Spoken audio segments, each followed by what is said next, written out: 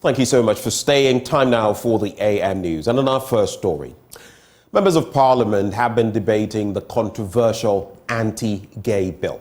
This, of course, was after Parliament's Constitutional and Legal Affairs Committee presented a consensus report asking the House to pass the bill. Now, both majority and minority MPs, in a rare show of unanimity, stood on their feet, one after the other, to support the bill. It was fireworks in Parliament when MPs debated the report of the Constitutional, Parliamentary and Legal Affairs Committee on the controversial anti-gay bill. It started off on a very cordial note with MPs on both sides agreeing that this controversial bill must be passed into law. We first heard from the MP for Asante North, Andy Apiakubi, who actually said all 275 MPs in Parliament supported the bill.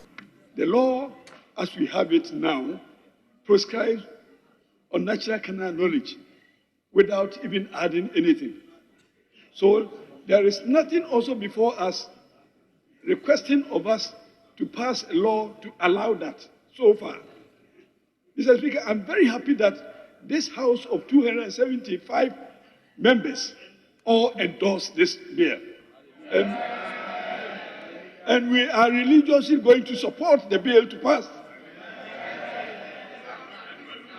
I am speaking to the House and supporting the bill and also indicating the support of all our members because our membership as Ghanaians, all Ghanaians support this bill.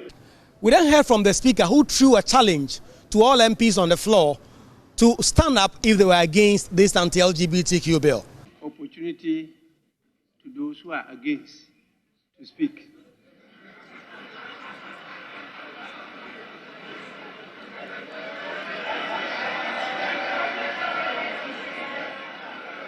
All members are in support of the bill. Well, no one stood up. No one in Parliament stood up in opposition to the bill. It was then that we heard from former Minority Chief Whip, Honorable Muntaka Mubarak, who described the advocacy of LGBTQ as madness, and also the First Deputy Speaker, who said that the constitutional and the national life of Ghana does not support those activities. It is very worrying that those who had been canvassing for this, for lack of better word, madness to be allowed to continue in our country, are not averting to their minds to three things. And I will always say the first thing, regardless of whichever human being you are, there's something you believe. Whatever you believe, whether you are a Christian, you are a Muslim, you are a Buddhist, you are a pagan, you believe in something. What has your scripture said about this? They were threatening the lack of moral screening, Sam George and many of us who were speaking about visas to travel to their country. Mr. Speaker, we have made them look as if going to their country is about life. Mr. Speaker, if we were to do reciprocity, to do reciprocal of what they are doing, so that they would also be able to come into our country. Mr. Speaker, we will see those who suffer most. Promotion of proper human sexual rights and Ghanaian family values.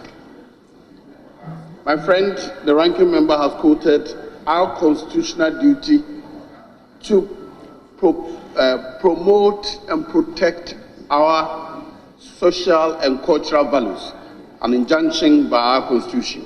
So indeed, we are taking our responsibility under the constitution and promoting and passing this bill. This was when things got a little bit heated on the floor when Communications Minister Eslo Wusu, who debated, actually said that the human rights of such persons must be considered, and that she was excited that the committee had taken its time to trash out some of those issues in its report.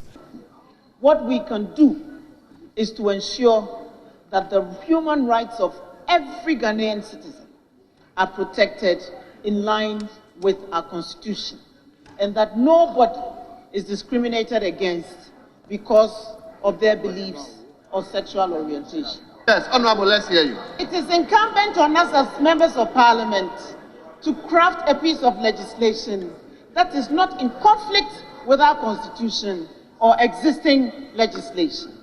And so I commend the committee for the extensive work that they have done to clean up the bill that was presented to us and to come up with the amendments that they have proposed. And for the information of all Ghanaians, oral sex, anal sex, regardless of whether it is between man and man, or woman and woman, is illegal under our law.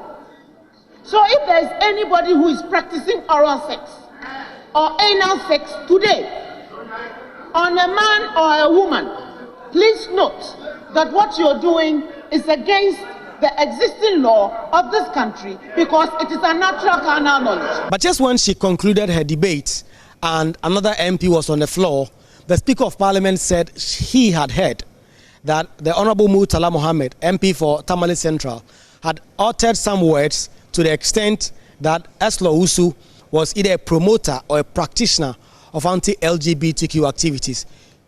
Honorable Member for Tamale Central, please kindly withdraw that statement.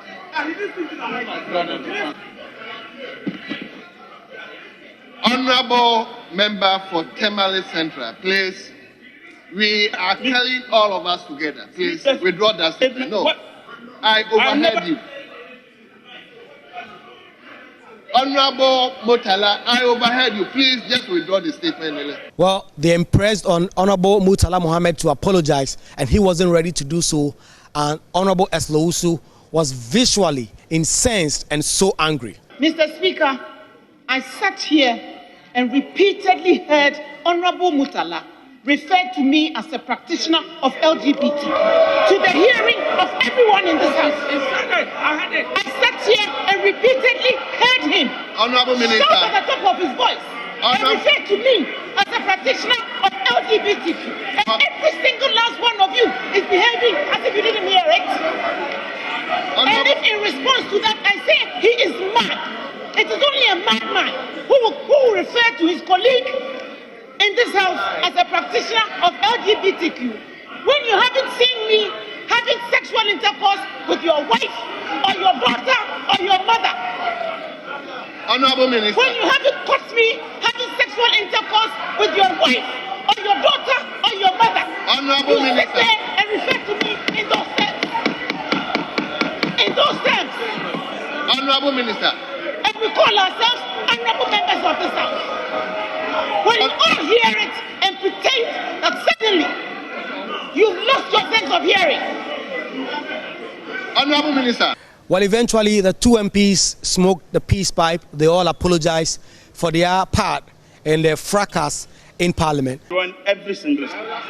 But Mr. Speaker, it is fair that Honorable Eslo Usu, strangely, the Honorable former Minister seated by her is not aware she made some statement. Also, we draw every statement she made. Members of Parliament, and with respect to the titles that we bear and the constituencies that we represent, if there's any gesture I made which anyone here finds offensive, I withdraw it. However, let us all also be honest and admit that things happen here which are wrong. Now that the bill has gone through the second reading, it will come back again for consideration stage where it will be taken clause by clause, it will be debated.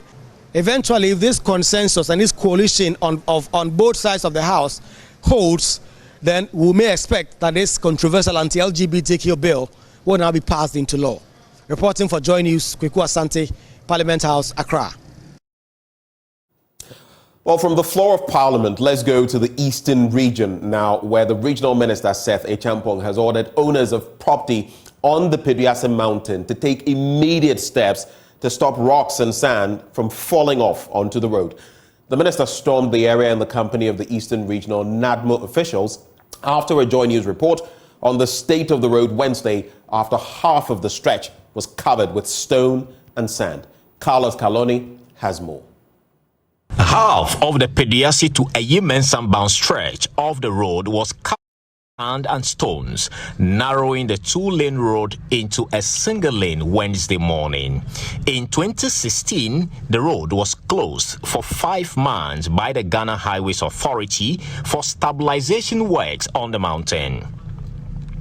6 years on, the situation persists as broken wall from this house, dangerously sited at the edge of the hill, formed part of the stones and the sand washed onto the road.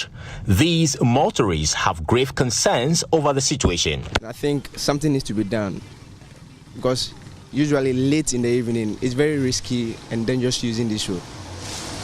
Whenever it rains, it carries a lot of things, debris onto the road, whereby it makes it uncomfortable driving through late in the evening. I think when there's something done, it will help save lives here. About 3 days ago, I encountered an accident here driving home. It's a major problem here. Mostly when it rains, normally wash off the stones down. So we advise the residents, those people who build on the mountains, to stop it, but they refuse to. They didn't listen to advice, so they put it on. It's not even like that, though. It is washing gradually. So we are even afraid of them. One day, it will just calm down. Everything will just fall off and calm down. And Ajua, Uba, especially said double car boss or mobile. So we are visiting driver waha humano because we are the speed in the sun and has it or more for the money problem. Now a bono good quano sucram near dangerous as in so near bano. And your best company for say a strong no mama quamo musi a dano and can no so no bar a buonim, but they said the atachenia born ever.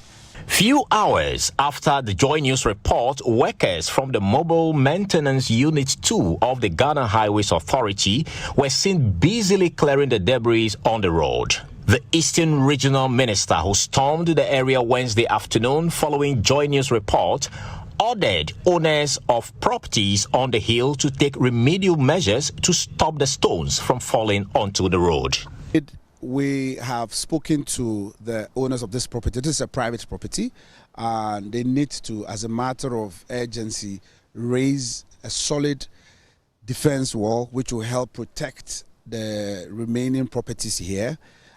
Subsequent to that, I'm sure engineers are going to come around to certify the structures, test them to see if indeed the structures are durable to stand the test of time, or some actions needs to be taken on them. That aside, the contractor who is working is also being met to ensure that he speeds up his work, so we do not have a future occurrence. For us, the main important thing to us is to protect life and property. So this defense wall is very key to us, and we are going to ensure that it is developed as soon as practicable. You can find with me my regional NADMO director. That is why he's here, because we have to ensure that lives are protected. The municipal chief executive is with me. The municipal engineer is also with me. All of them are here helping us to put together what needs to be done immediately to protect property and life. The mobile maintenance units of the Ghana Highways Authority have swiftly moved to site, and as you can see in the background, they are working to clear the debris. We hope this will be sustained. Reporting from Pediase, my name is Carlos Caloni for Joy News. In our next story, former Minister for Food and Agriculture, Dr. Wusue Friyakuta, will visit 4 regions this week to continue to propagate his campaign message. According to him, he is motivated by the reception from delegates in his engagement so far, and his message is resonating with the grassroots of the party. The former minister, who is going into the flag-bearer race of the governing New Patriotic Party for the first time, says he's convinced that the delegates believe he understands the challenges in the party and will be the right candidate to make the party stronger. Samuel Mbura monitored his vetting and now reports. The former agric minister under the Akakpo government, who is going into the MPP flag-bearer race for the first time, is convinced that the delegates believe that he understands the challenges in the party and will be the right candidate to make the party grow stronger. He becomes the 8th aspirant to be vetted in the race. Addressing the media, Dr. Friyakuta said the grounds are good for him. The exercise is confidential, so I cannot tell you much, but I can say that everything has gone very well, and thanks for coming. What about your campaigning? How is it going? The campaigning is going well. You know, we started Greater Accra, and the reception has been wonderful. Really, really good. We'll continue tomorrow in Central Region. Then we go to Eastern Region, Ashanti. We're doing a tour of the regions. Not necessarily finishing every region before moving to another region, but it's just up, step, and jump. So how is your message? It's amazing. The message is going very well with the delegates. They realize that we are very much aware of their situations, and they are very confident that under my leadership, the party will grow stronger and stronger and break the 8 come next year. But former Railway Development Minister and MP for Escado Ketan constituency, Joe Gatti, who was a 9th aspirant to be vetted, assured delegates he's the right choice for the party. For example, when we came to submit our forms, we had to stop it. Today we had to stop people from coming. And we don't bust people and things like that. I prefer to deal with people who are committed to the cause. And I'm very confident. Like I said, when I submitted the form, that God willing, I'll be part of the first 5. In November, Ghana will stand still. Ghana will stand still and see the glory of God. The message to the delegates is that their candidate is Joe Gatti. I'll be coming to them. I've gone to some of them. I'll be coming to each of them. And I want to assure them that by the time they finish listening to me, they'll come to the conclusion that there's one candidate, and his name is Joe Gatti. Meanwhile, the last aspirant to face the MPP vetting committee on Thursday will be former MP for Mampong, Francis Adainimo. The vetting committee will later address the media on the next flagbearer election process. For Joy News, Samuel Mbura.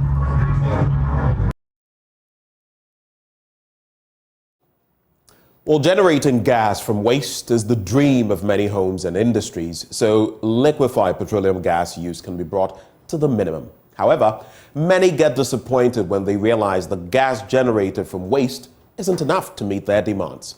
A chemical engineer at the Kwame Nkrumah University of Science and Technology, Professor Lawrence Dakwa, is championing the use of the technology for sanitation gains as he constructs for households and industries. On Tech Thursday, Lava Firm's Kwesi Debra interacts with Professor Dakwa and his student, Grace Amati, to find out more. Professor Dakwa, who is also a fellow, the KNUST's the Brew Hammond Energy Center, hates hearing the word biogas for the technology known as anaerobic digestion. He knows the emphasis on the gas from the technology relegates other useful benefits to the background. He said the liquid and the solid fractions of the product from the digester can be used as fertilizer. So for food waste, we have a lot in the country, even worldwide, and they are disposed of anyhow, which cause environmental issues, the spreading of pathogens in the environment. This technology helps us to clean the waste material, and from there we are able to produce biogas. On the biogas, as the ordinary people call it, when you say biogas technology, it drifts the mind of everybody towards the gas that will be obtained after the anaerobic digestion has taken place in the biogas digester. And we think that that is a misleading terminology to use.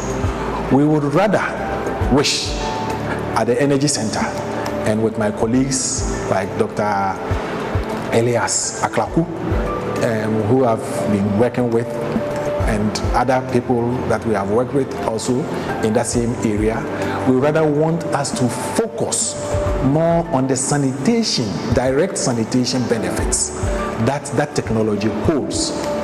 We think that the gas is a byproduct, it's a bonus that will be obtained when the microorganisms, after they have broken down the complex structures of the feedstock, then the gas that will be generated, some of them may be combustible, especially the methane fraction. Then that one can be redirected for good, useful purposes. But if one focuses on the terminology of biogas, then it rather tilts the mindset as if that technology is there only to produce the gas. But we can say that the technology, anaerobic digestion, does more of cleaning, more of environmental sanitation purposes. It reduces for domestic purposes. For example, our research findings is showing that you can have as much as 1/3 of the household waste, which is organic in nature, being directed to the digester. Reporting for Joy News, Kwesi Deborah. Now from Tech Thursday, the Ghana Armed Forces and its allied agencies have held a simulation exercise at the Bank of Ghana in Tamale in the northern region. The exercise was to test the country's security preparedness for any violent extremism. Here's Martina Bugri's report. Per the mock exercise, the day had begun as a normal day for the staff and customers who had come to the bank to do business. Within a twinkle of an eye, there were gunshots and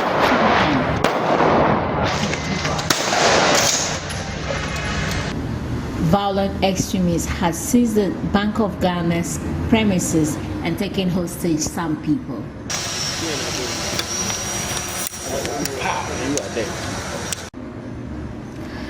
At this stage, security officials of the bank had to activate their security systems to get the security to respond to their distress call.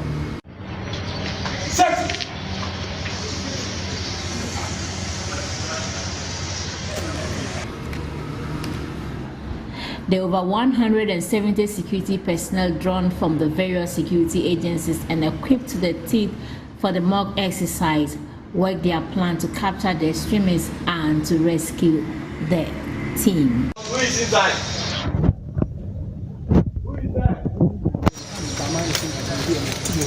My friend, I want to talk to you. Why you take this? You are who? I'm a police officer. What is that? It's a daughter said, I'll call you on it.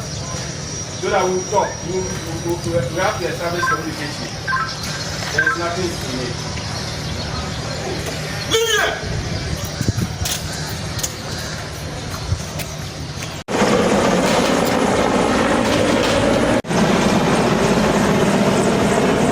Brother, you're this small. Let's go. The mock exercise also demonstrated how the injured will be attended to if there should be any such operations.